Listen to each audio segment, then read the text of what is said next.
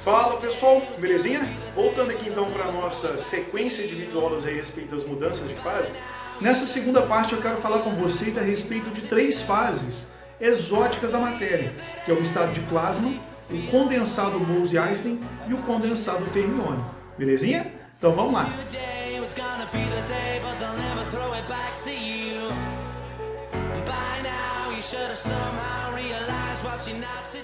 Pessoal, iniciando então os nossos estudos a respeito das fases da matéria, nessa videoaula, como eu falei para vocês, eu quero falar com vocês a respeito das fases exóticas da matéria.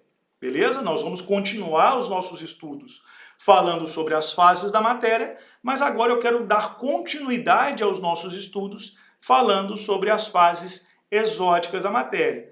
E a primeira fase que eu quero falar com vocês é a fase de plasma, tá? E uma coisa que é importante que vocês entendam com relação a essa fase de plasma é que hoje o plasma é considerado como sendo o quarto estado da matéria. Tá? Então a gente tem a fase sólida, a fase líquida, a fase gasosa e nós temos aqui então o estado de plasma, que é hoje considerado o quarto estado da matéria. Primeira coisa que vocês têm que entender com relação ao estado de plasma. O estado de plasma ele não é um estado comum aqui na Terra. Tá? Ele não é um estado que a gente encontra com tanta facilidade igual a gente encontra substâncias na fase sólida, na fase líquida e na fase gasosa, tá? Mas uma coisa que é extremamente importante que vocês entendam é que apesar de não ser um estado comum na Terra, ele é o estado mais comum no universo. Então quando a gente analisa para o universo de uma maneira geral, ele é o estado mais comum, beleza?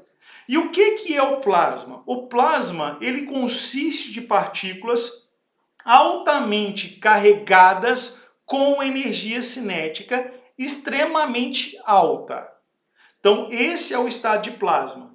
Então, por exemplo, se eu tenho um gás onde o grau de movimentação dessas partículas é muito intenso, ou seja, quando já tem uma certa energia cinética elevada, o estado de plasma ele apresenta uma energia cinética muito mais elevada. E uma coisa que é importante vocês entenderem com relação ao estado de plasma é que, enquanto na fase gasosa eu tenho uma certa ligação molecular entre as partículas, entre as moléculas desse gás, no estado de plasma eu não tenho nenhuma ligação. Ou seja, as partículas elas estão totalmente livres.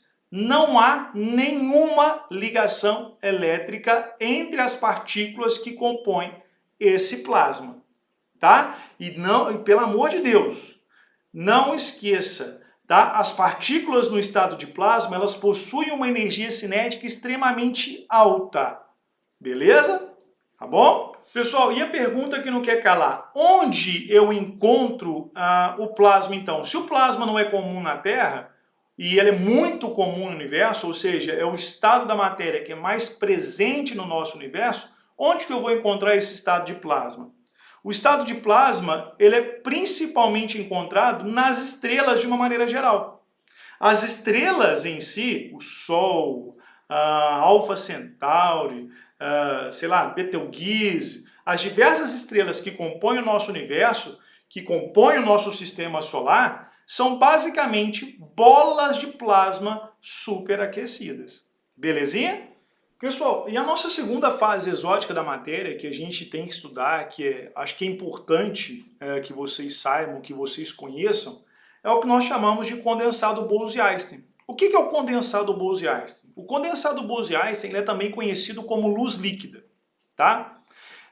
Esse estado da matéria, ele é também chamado, ele é um estado quântico, tá? Ele é um estado que foi idealizado por Albert Einstein e Bose, tá? Que era um físico indiano, né? Então por isso essa nomenclatura de condensado Bose-Einstein, tá? E ele tem algumas características bem específicas. E é importante que vocês saibam que o condensado Bose-Einstein ele é um estado quântico da matéria. Então ele foi idealizado teoricamente, beleza? E alguns anos depois, esses físicos da matéria condensada conseguiram criar esse estado da matéria, beleza?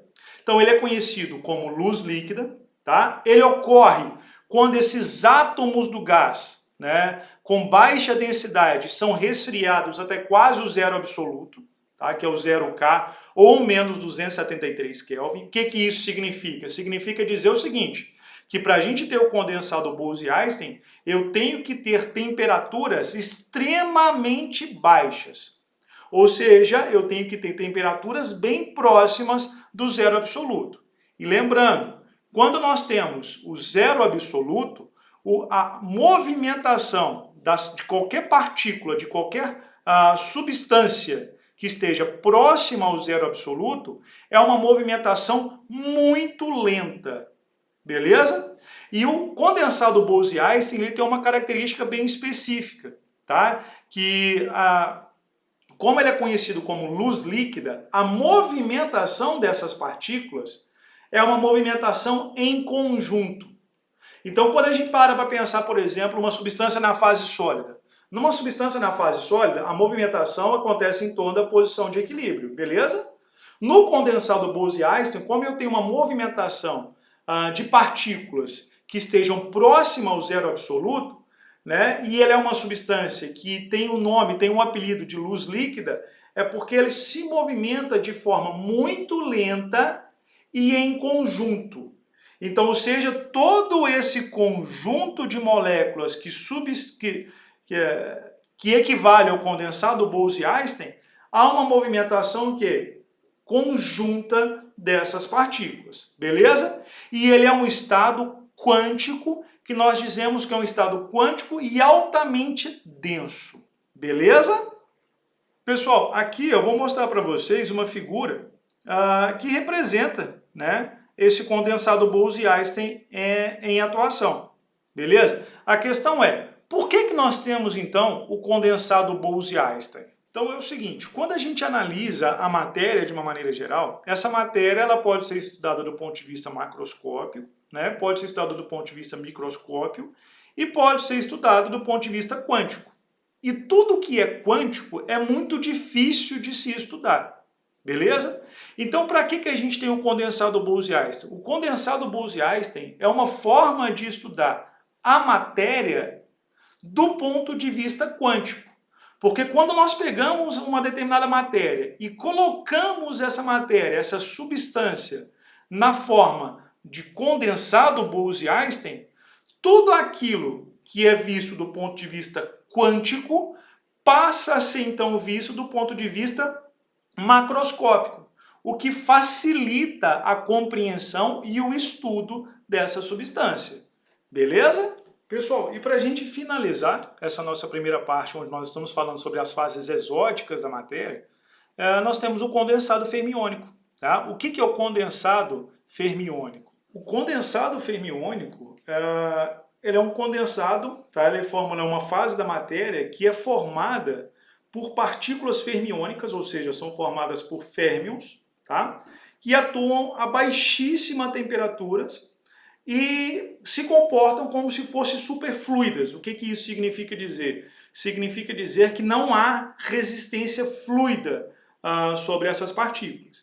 E a ideia do condensado fermiônico é a mesma ideia do condensado Bose-Einstein, ou seja, é fazer com que eu estude uma determinada matéria no estado quântico, trazendo essa matéria para um estado macroscópico.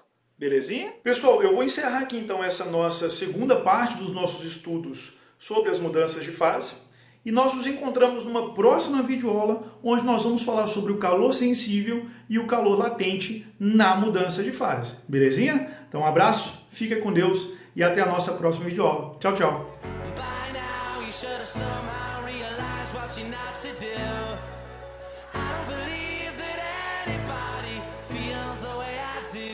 About you now.